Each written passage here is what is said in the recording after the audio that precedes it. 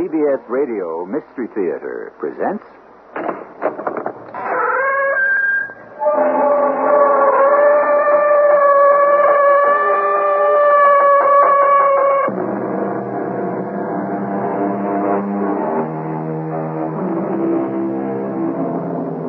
Come in. Welcome.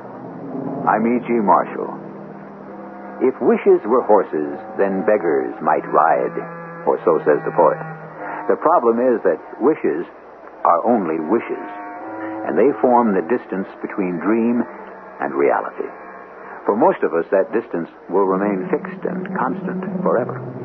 However, there are those people who know how to make horses out of their wishes, and thus ride on to wealth and fame. Now, look, ma'am, the boy was heard to threaten him. I know, Lieutenant. He said he was heard to say, I'll kill you. I'm aware of that. His fingerprints are on the murder weapon. I can't deny that. Well, then why do you insist he's innocent? Why? I'm his mother. That's why.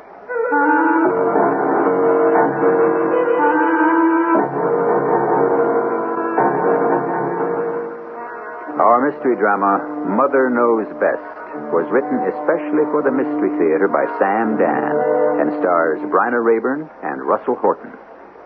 It is sponsored in part by Contact, the 12-hour cold capsule, and X-Lax. I'll be back shortly with Act One.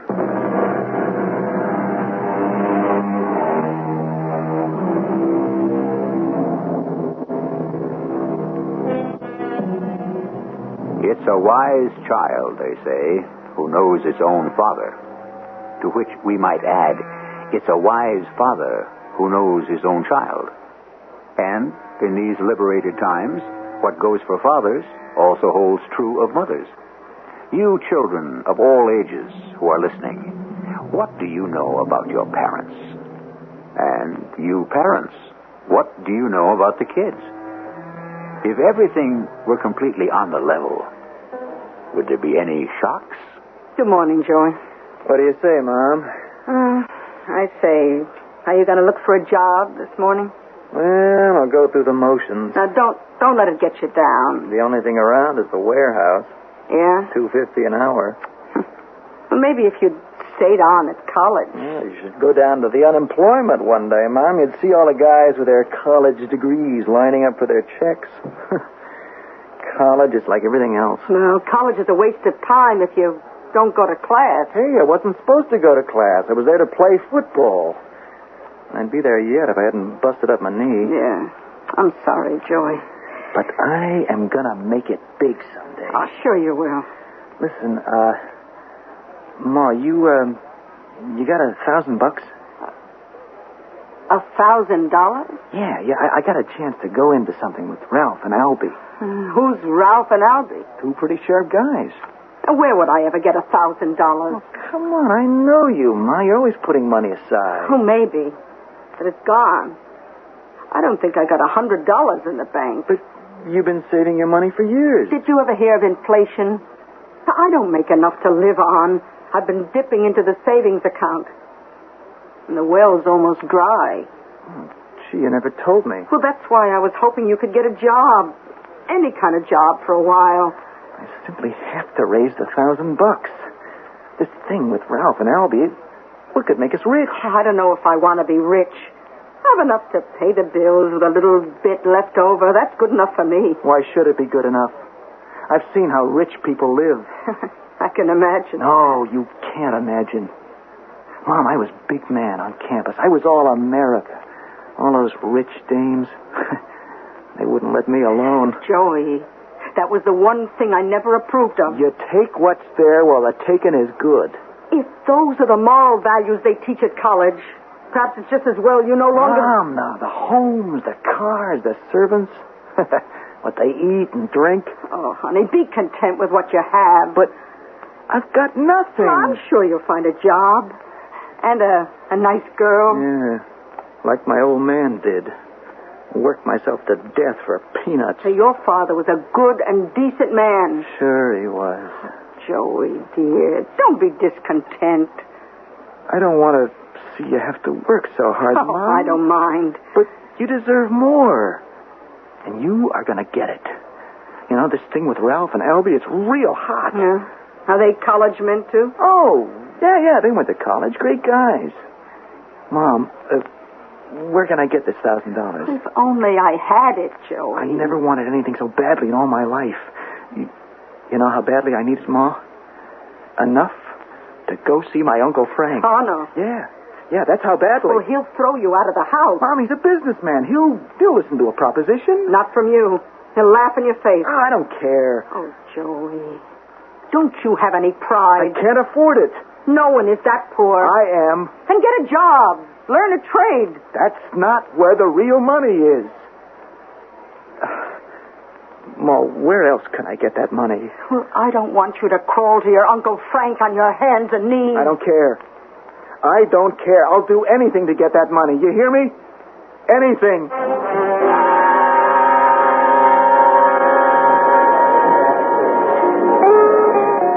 Hi, Joey. Oh, hello, Ralph. Albie's out of town. Oh? Trying to raise money, here and there. Oh, yeah, I know. The old lady turned you down, huh? Yeah.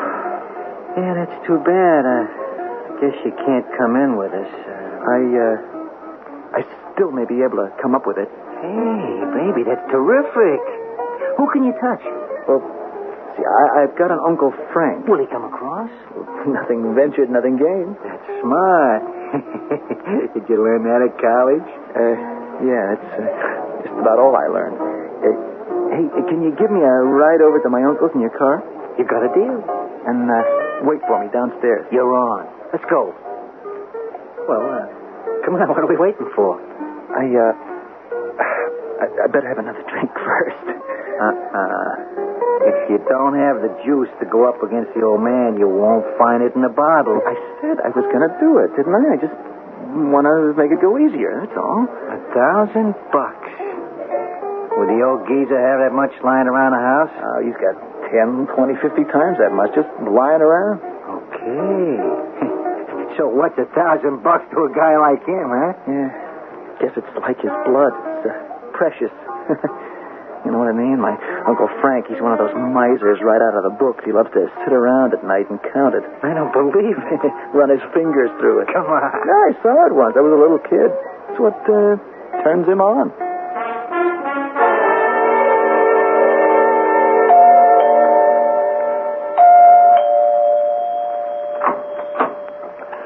Does Mr. Joseph Dawson, Jr. live here? Well, why do you want to know? I'm a police officer.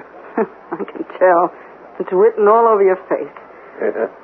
I didn't know it showed. You accustomed to having cops stop by to ask about your son? How do you know he's my son? Well, you're just a bit too old to be his wife, or these days his girlfriend. Oh. What else do you do besides ring people's doorbells and make insulting remarks? My name is Casello, Detective Vito Casello. Yeah? Where's your identification? That's right. You should always ask. My badge. My card with my picture. Well, what do you want? I want to talk to your son. About what? May I come in? Have you got a warrant? A warrant? Yeah, I work in a lawyer's office. I know my rights. You don't need a warrant to talk. I'll make sure that's all you do. Talk. Yes, ma'am. Was your son home last night? Oh, I don't know. I work nights. I came home at about 4 o'clock this morning. And he was in bed, asleep. You said you work in a lawyer's office at night? That's right. Joey, you better get up. Till 4 o'clock in the morning? Or, yes. It must be an interesting job. Joey, you have to come in here.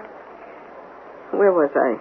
Oh, what I do is that the business of the police? It could be. Does Joey have to know? Well, I won't tell him. You see, I told him I do typing there. But the truth is I clean the offices. What is it, Ma? A man here wants to see you. A cop. You still haven't told me what this is all about. Oh, well, when Joey comes in. Joey. Oh, who are you? Who am I? I thought you'd never forget me. You were 12 years old, and I was pounding a beat, and you were caught shoplifting in a 5 and dime. Now, hold on, Lieutenant. I can have you sued for slander. Joey has no record of ever having done... Thanks to me, he has no record. Because I gave him a talking to and let him go. Well, have you come here so I could say thanks? Okay, thanks. Joey, last night a man named Frank J. Timmons was murdered. That's Frank. Your Uncle Frank. Uncle Frank murdered? Outside the apartment house, witnesses reported seeing a red sports car. The license identified it as belonging to a Mr. Ralph Perry. You know him? Joey, is he the Ralph you were talking about? Mr. Ralph Perry, a small-time hoodlum, confidence operator. Joey, you said he was a college man. On being questioned, Mr. Perry said he had given his friend Joe Dawson a ride to Mr. Frank Timmons' apartment. And he was waiting for him to come out. Is that true? Yeah, that's true. Several of the neighbors report that they heard sounds of a violent quarrel. Did you quarrel with your uncle, Joey?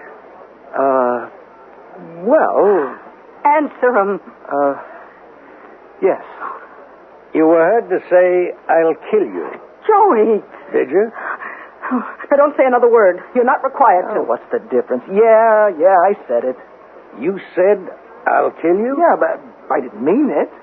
Well, if you didn't mean it, why did you pick up a heavy brass candlestick that was on the table? Joey, that's not true. People heard Mr. Timmons say, "Put down that candlestick, It Joey." can't be true. Is it true? All right. Let me tell you what happened. I went up to ask him to lend me some money. How much? $1,000. For what? Well, for a business proposition. Well, we got into a hot and heavy argument. Oh, I told you not to go, Joey. I told you not to go. And I said I had to have that money. Well, you know what he said? He said people in hell have to have ice water. It was the way he said that, the nasty way he said it, as if I was dirt under his feet. Oh, I lost my temper. I shouted at him, "If you don't give me that money, I'll kill you." And I picked up that heavy candlestick. I shook it at him. He looked at me. He just looked at me with a funny kind of expression, as if he was seeing me for the first time. And you know what he said? I believe you would. I believe you would kill me. Uncle Frank, don't make me do it. Look in your eyes, and I see a kid not even 25, consumed by hatred. I need that money. Why? No, don't tell me. It's something crooked, something shady, isn't it? Yes. It's my fault. My fault. When my brother died, I should have done something for his widow and his kid. You're willing to commit murder to get $1,000. Yes. It isn't worth my life and your immortal soul. Take it. Uncle Frank. Take the money. Take it and do something worthwhile. Uncle Frank, You better go now, Joey. And give my regards to your mother. He gave you the money? Yes, Ma. He gave me the money. It's in my drawer. The $1,000 is in your drawer? Maybe. Where's the other 50? Well, what other 50? The 50,000 he was known to keep about the house. Well, I don't know anything about that. You don't? No, I don't. Well, why are you asking me these questions? You were there. You argued with him, threatened him. There's a blood-stained candlestick with your fingerprints on it. I don't care what you say. I don't care how it looks. All I know is I didn't do it. Come on, Joey. Ma, you gotta believe me. I didn't do it. Say you believe me, Ma. Say you believe me. Ma.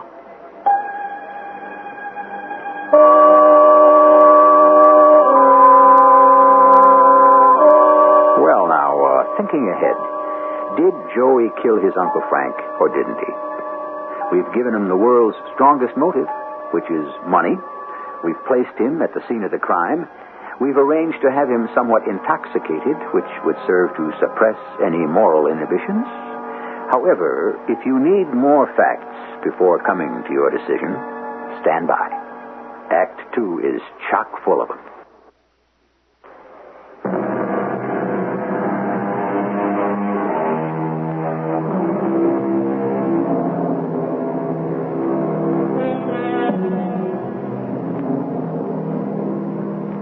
It's money alone that preserves life, said a Japanese poet. And it makes excellent philosophy, because the reverse is also true. You could say, in many cases, it's money alone that destroys life. You don't believe it? Well, a man named Frank J. Timmons is dead. Why? The only reason: somebody wanted his money. Ma, I didn't kill him. I didn't. You have to believe me. You lied to me. I couldn't help it. These friends of yours, Ralph and Albie, they're a couple of hoodlums. Look, Ma, I was only trying For to... $1,050, you killed your Uncle Frank. I didn't kill him. I should have known. You said to me, I'll do anything to get that money. Anything. Joey, I think we gotta go down to headquarters. Ma, you gotta help me. Now you want me to help you? Now, after you committed murder? But I didn't do it. Oh, don't lie to me, Joey. It's bad enough as it is. Now or later, Joey. I didn't do it, Lieutenant. Now, let me help you. Why should you want to help me? I helped you once. You were 12 years old. As it turned out, it didn't do any good. You became a bum anyhow. If I hadn't busted up the tendons in my knee, I'd have been #1 pick in a draft. Yeah, well, whatever the reason, you became a bum. Maybe if I help you this time... Help me do what? Get the best deal you can. Cooperate. You could be out of jail in 6 or maybe 7 years. You'll be just about 30. That's time for a whole new life. But you're wrong. Now be smart. Tell me what you did with the other 50,000. What other 50,000? Joey, I got lots of time and lots of patience, but it can run out. I don't know what you're talking about. You went there to borrow $1,000.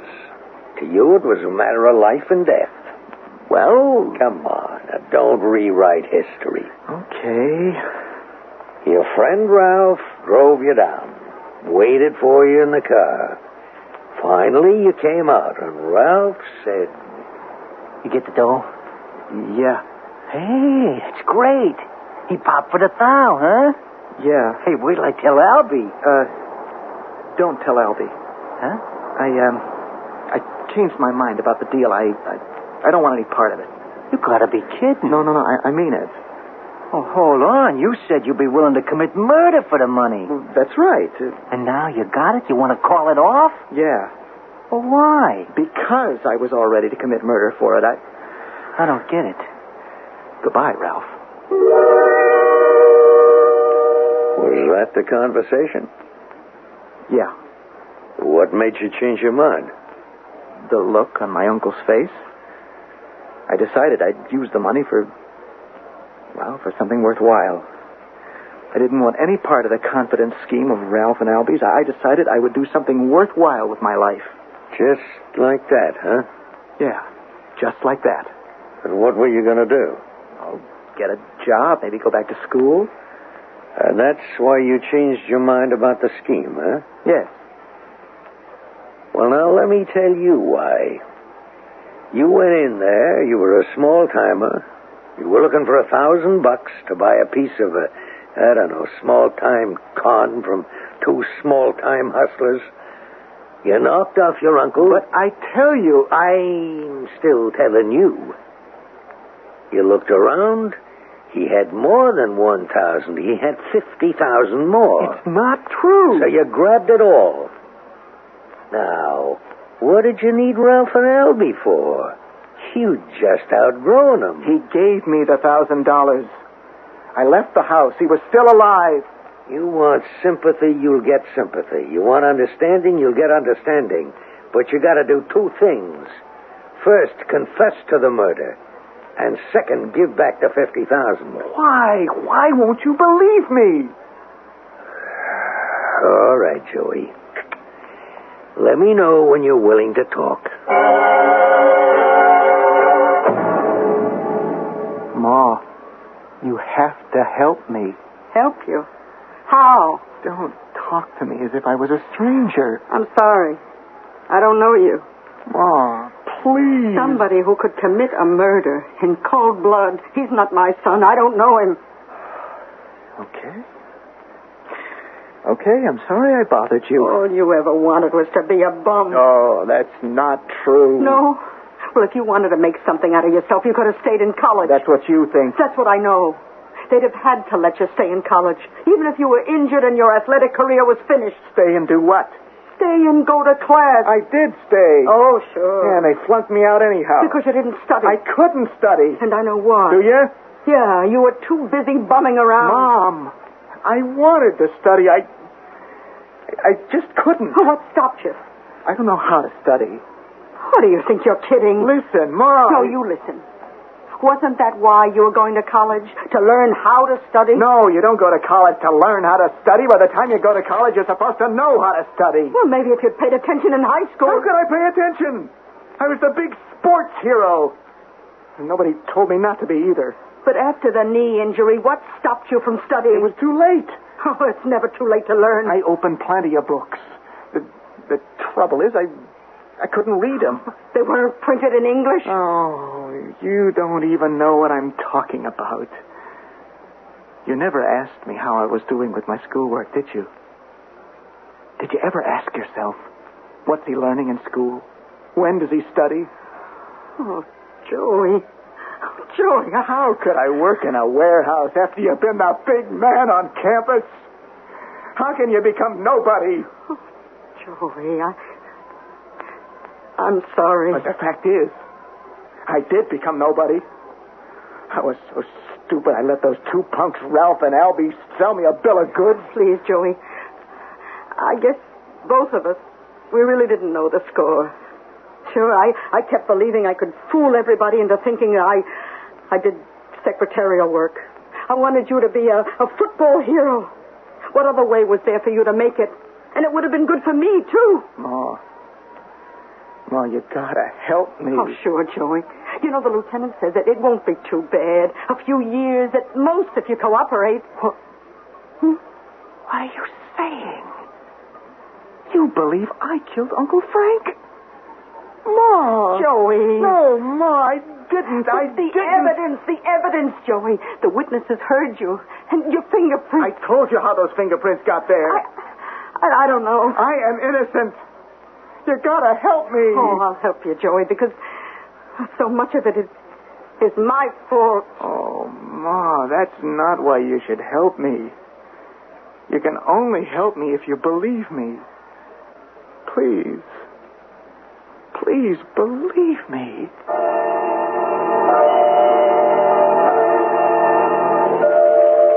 Come in, Mrs. Dawson.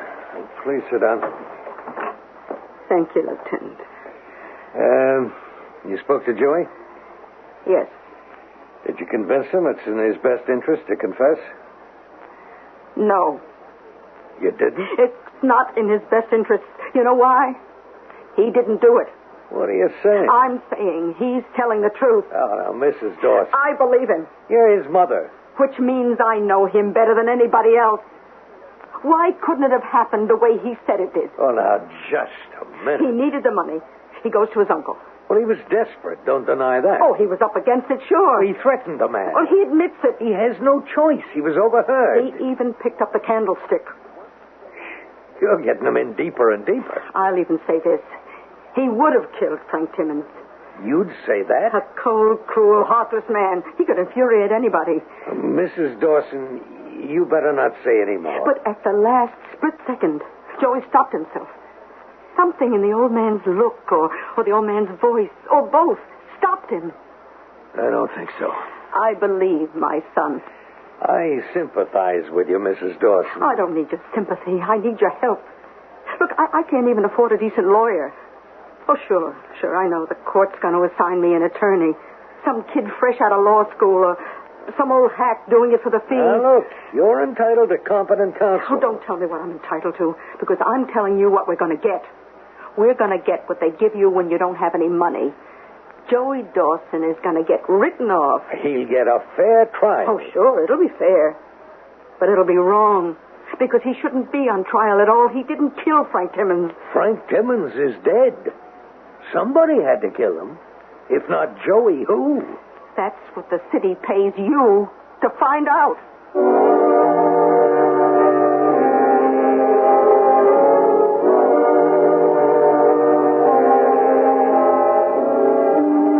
If not Joey, who?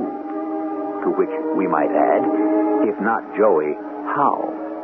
Well, so far, all Joey has been able to do is convince his mother of his innocence, which, when you come to think of it, is hardly an earth-shaking event. He'll have to do much better than that in Act 3, because if he doesn't, we'll have to hand him over to the jury.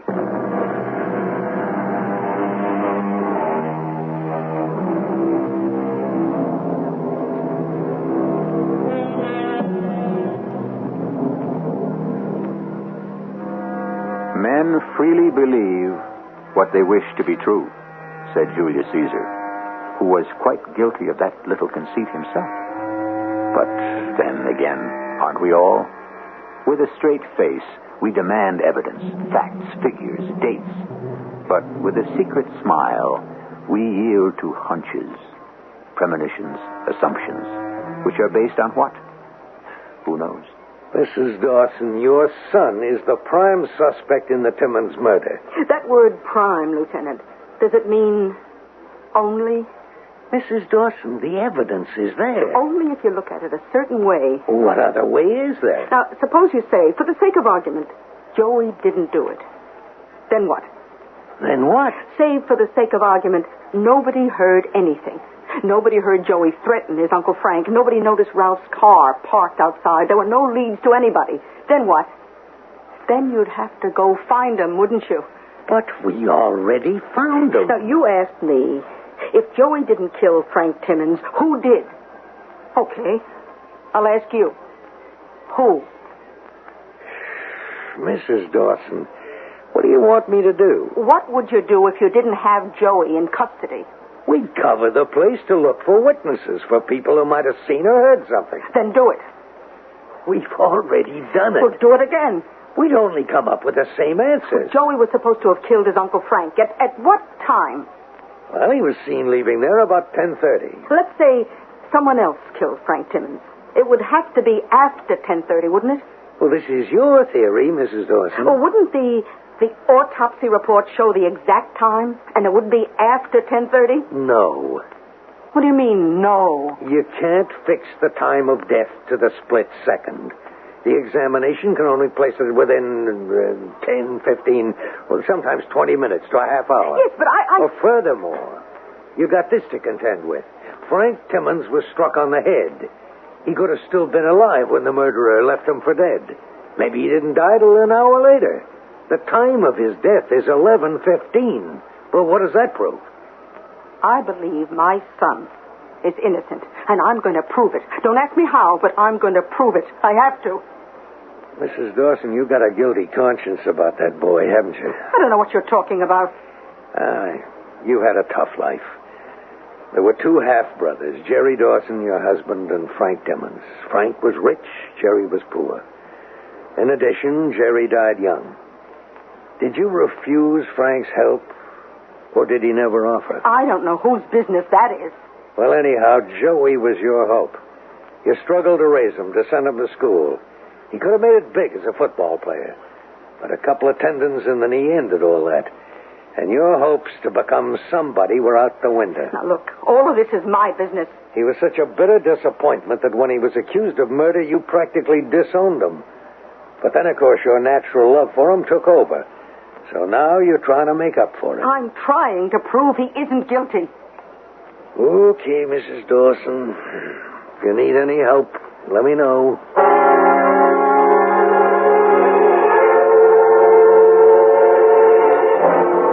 Oh, Ma, what's the use? They don't believe me. Now, you left your uncle. It was 10:30. Yeah. Where did you go? Home. I went right home, got to bed. And before you went home, you spoke to Ralph. Oh, yeah, okay, I did. And you told him what? Well, you know, I told him the deal was off. But he knew you'd gotten the money, didn't he? Yeah, he knew that. Ma, where is this going to get us? Okay. You said you didn't want the deal. And what did Ralph say? Well, nothing. What could he say? And then what happened? I walked away. And where did he go? I don't know where he went. I do. He went back there, killed your Uncle Frank, and took the rest of the money. Ma, what are you saying? I'm saying the only thing that makes sense. But it can't be proved. You mean it would be too hard to prove? So why bother? This way you've got a ready-made patsy and a case that's open and shut. That's not fair, Mrs. Dawson. My boy's whole future is at stake. If I thought there was even the slightest chance your son was innocent, I'd be out there working on it. This Ralph, he has a record. He's been up for assault, hasn't he? Yes. So he's capable of it. That doesn't mean he's guilty. Look, would you come with me? Where? To that apartment house where Frank Timmons lived. Why? Look, the government has all the aces. The government wants to prove my boy is guilty. It has all the money, all the manpower. The government can send you and 100 cops to talk to people, to find people. What have I got? If I want to prove my boy is innocent, nothing. You can ring a doorbell and people have to talk to you. I ring a bell. I get the door slammed in my face. Is that fair? Well, Now, how am I going to find people unless I ring doorbells? I just want you to come so I don't get thrown out. I can't do a thing like that. Why not? Well, I can't do it. Officially. I believe I told you the story already, Lieutenant. Well, perhaps something new might have occurred to you, Mr. Parker. No, I heard sounds of what was definitely an altercation next door. I could tell it was an argument about money. Did you hear any threats? Oh, yes. And I heard this voice say, "I'll kill you." And Mr. Timmons' voice say, "Put down that candlestick." Oh, it was frightening. Now, did it enter your mind that you might go and help Mr. Timmons? Oh, I was going to do something, but then I heard the door slam shut in the hall. I ran to the window, saw a man come out of the front door. He walked over to a red sports car parked at the curb. I jotted down the license number. The man who walked out of the house, did he get into the car? Well, he had words with the driver, then he walked away, and the driver drove off. Could you hear what they were saying? No. Well, thank you, Mr. Parker. I'm sorry I couldn't add anything. This apartment here. It's on the other side of Frank's. Mrs. Dawson, this is where I got to get off the train. I brought you here to listen to all the witnesses. They all tell the same story now that they told it first. I still say Ralph came back here and killed Frank Timmons. There are no witnesses. Surely the person who lives in this apartment here would have heard somebody. I already spoke to him. In the first place, he says he didn't hear a thing. Not even a fight. How could he not hear? Second, I wouldn't believe a word he said. Why? Because he's a nut. That's why. Well, I'm going to talk to him anyhow. Mrs. Dawson, there's nothing more I can do here. I got to get back to headquarters. I'm sorry. You're on your own. Goodbye. Okay, Lieutenant. Goodbye.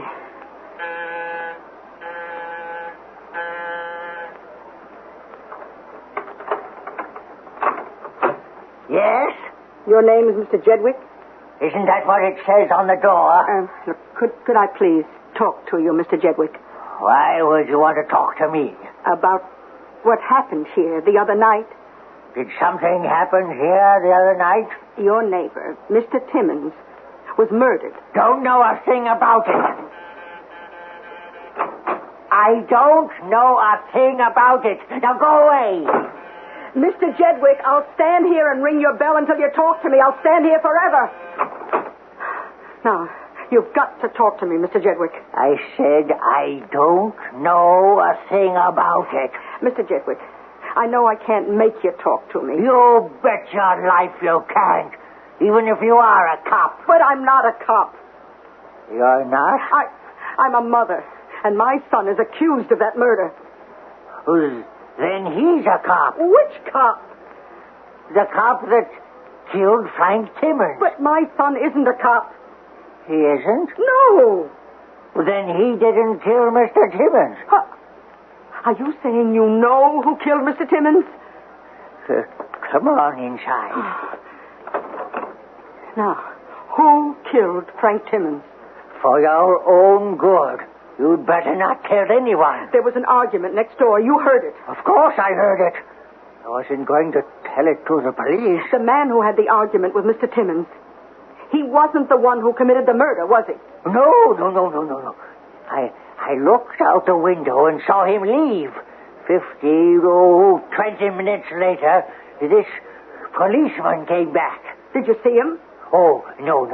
But this person who came back, how did you know he was a policeman? Well, I heard the bell ring next door. Oh, I said to myself, what is it now? I ran to my own door and I listened. Oh, I could hear it very distinctly. Every word. Yes? I'm a police detective. Oh. Somebody probably called you because they may have heard sounds of a fight, but it's no problem. You have a nephew, Joseph Dawson? Yes, but he didn't do anything. We've been watching Joe Dawson on suspicion. Oh, sorry to hear that. Well, we stopped him for questioning just before, and routine search revealed he had $1,000 on him. He claims he got it from you. Did you give it to him? Yes, I did. Well, that takes care of that. You mind if I use your phone so I can tell him to release Joe without delay? By all means, come in. I heard the door slam, and I ran over to this wall. I put my ear to it, and I heard sounds of... Oh, it could have been a struggle. I looked out the window, and I saw a man running down the street. And you didn't call the police? Call the police? What for? To report a murder? Why, the police had done it themselves. But that man wasn't a police officer. Yes, he was. He had to be.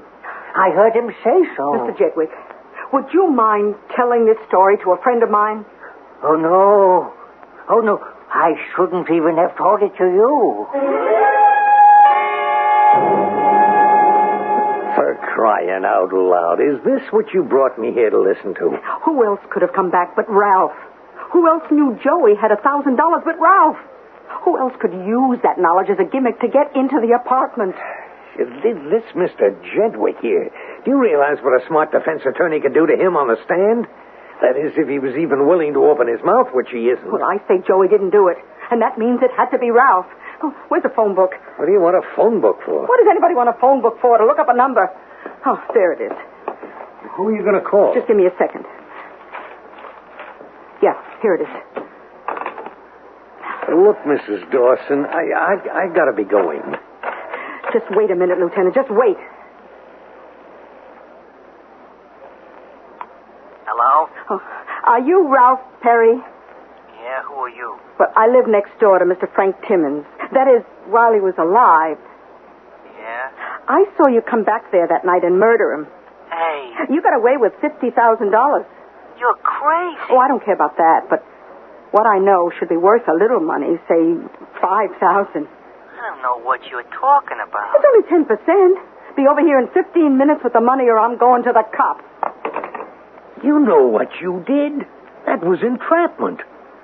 I'm not allowed to have any part of that. I better get out of here. How can you get out of here? Suppose that man comes with a gun and tries to kill me. Well, you should have thought of that. Suppose you get this Ralph Perry all wrong. What if he didn't do it? He did it. Well, how long do you think I can afford to hang around and wait? As long as it takes, Lieutenant.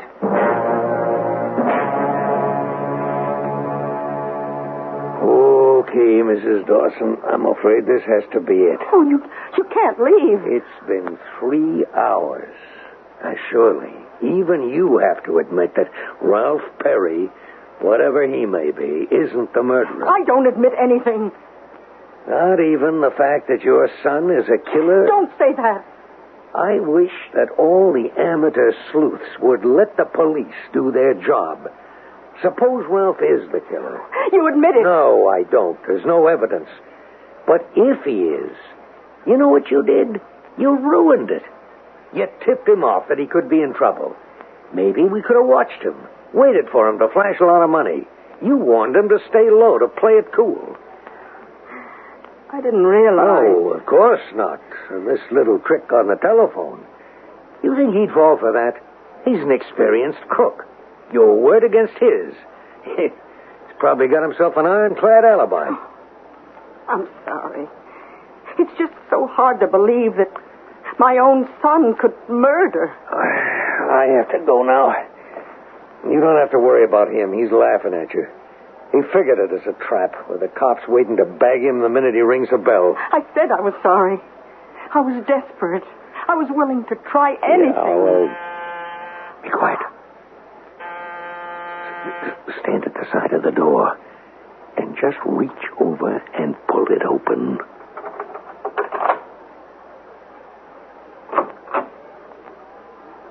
Hello, Ralph.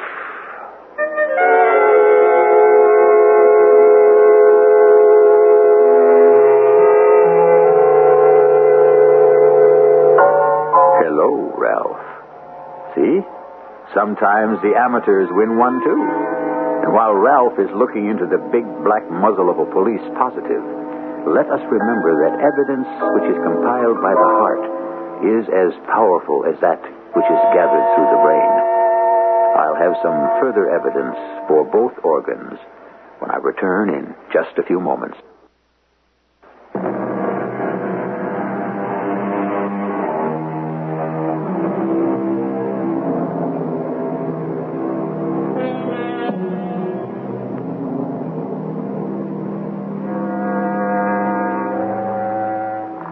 Earlier on, I happened to remark that the greatest motive for murder is money. I'm sure some romantic souls among you will insist that the greatest motive is passion, especially romantic passion.